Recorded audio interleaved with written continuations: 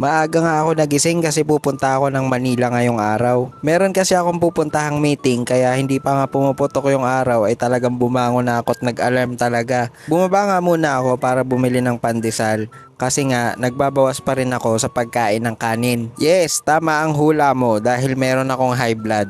O di ba kapayat ko na to, may high blood. Pero hindi naman kasi talaga dahil dun yon sa mataba ka o sa payat ka. Minsan nasa dugo rin, kumbaga genital kung tawagin. Pero bakit kaya ganun no? Napakasarap talaga kasing kumain kaya minsan hindi na rin natin mapigilan. Pero in moderation na lang siguro, bawas-bawasan lang ng konti, ganun.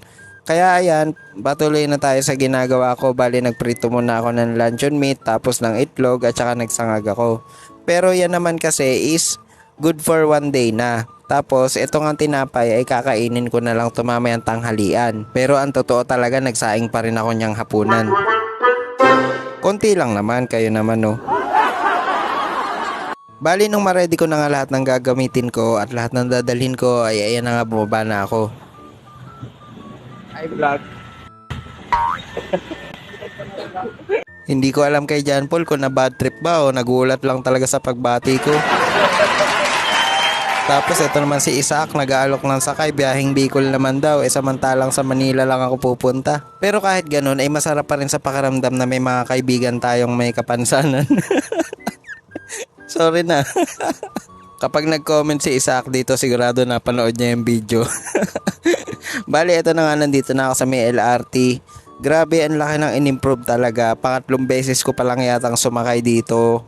Tapos, ayun nga, nang makababa ako ay medyo maaga pa naman, nasa 8:30 pa lang yan. Tapos sakto, yung tiyan ko sumasakit naman kaya naghanap talaga ako ng CR. Pagkatapos ng ilang minuto, pasintabi po sa mga kumakain. Ayan na, successful na.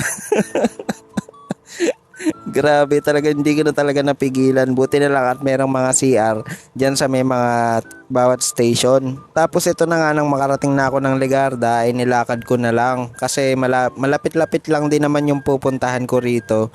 At saka syempre bilang exercise na din. Tapos nagtanggal muna ako ng jacket kasi sobrang pinapawisan na ako ng mga panahon na yan.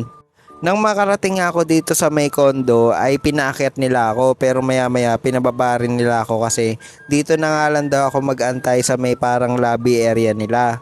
Tapos siguro si Miming naawa sa akin kasi medyo 1 hour na akong naghihintay kaya sinamahan na muna ako.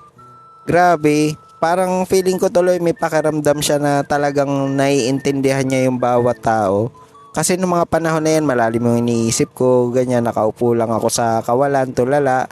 Pero hindi naman ako nag-iisip ng problema, kumbaga nagchichill-chill lang ba. Bali ayan nga, nilabas ko na yung pandesal ko na may palamang luncheon meat kasi nga medyo gutom na ako niyan eh. O siguro dala na rin ng kainipan kaya kumain na lang muna ako kasi wala akong magawa.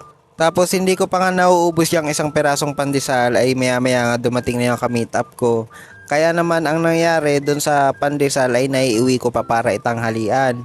Kaya ayun, nakatipid na naman ako ng kanin. Kaya naman nag-i-stock na rin ako ng gatas at saka biskwit para mabawas-bawasan yung pagke-crave ko sa kanin. So yun lang guys, thank you for watching.